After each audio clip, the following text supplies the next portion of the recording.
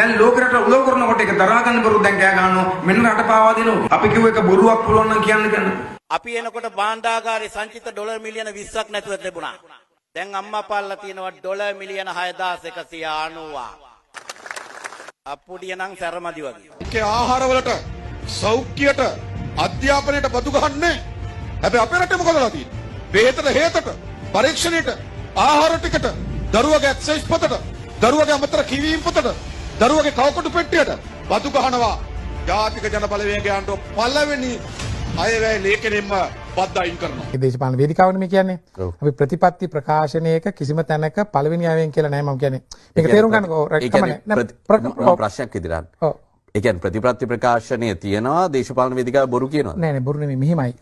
ඒ නිසා බොරු අල්ලන්න වැඩි ජාතික ජන බලවේග රජයක් ඇතුලේ අනිවාර්යයෙන් ආණ්ඩුව හදලා සතියක් යනකොට 60 70ක් නම් ඇතුළේ දාන එක දානවම තමයි. ආස්කුපහාරය හොයනවා මතක තබා ගන්න.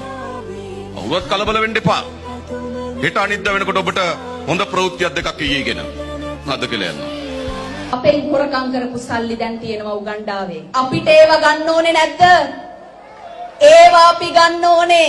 අපි එහෙම නෙවෙයි. තමන්ගේ ජීවන වියදමට සරිලන, තමන්ට ජීවත් වීමට සරිලන වැටුප් සෑම අවුරුද්දකම මාස 6කට සැරයක් ගණනය කරලා ලබා දෙන්න අපි සැලසුමක් හදලා තියෙනවා. ඔබතුමාලා කිව්වා මාස 6න් 6ට සලකා බලනවා. නෑ සලකා බලනවා නෙමෙයි මාස කියන්නේ අපි වැඩිවීමක් කරොත් අපි කියන්නේ ඒ වැඩිවීමේ පසුව වඩා හොඳ තර්කණයක් තමයි මාස 6න් 6ට රිවයිස් මේ කියන්නේ පොඩි අර අපි කියන්නේ ඇගීමක් කරලා ඇගීමකට ලක් කරනවා බලනවා කියන. ඒක එක විකල්පයක්. දැන් එතෙන්දි තියේදි තමයි මේ ඡන්දෙට කලින් කියපු විකල්පය ඒක. ඔව් ඒක තමයි මම කියන්නේ දැන් අපි යන්නට ඕනේ මං කිව්ව එකකම එල්ලනට වඩා හොඳ එකට නෑ කියන එක කරන්න ඕනි සාමාන්‍යයෙන්. නෑ තේරෙන්නේ ඒක. ඇවිල්ලා මොකද කරන්නේ? මම එක උත්තරයක් කියන්නම්. මහා බැංකු වංචාවට සම්බන්ධ වෙලා අධිකරණයේ රතු වරෙන්තු නිකුත් කරලා සිංගප්පූරුවට පැනලා ඉන්න අර්ජුන මහේන්ද්‍රව ලංකාවට ගේනවා.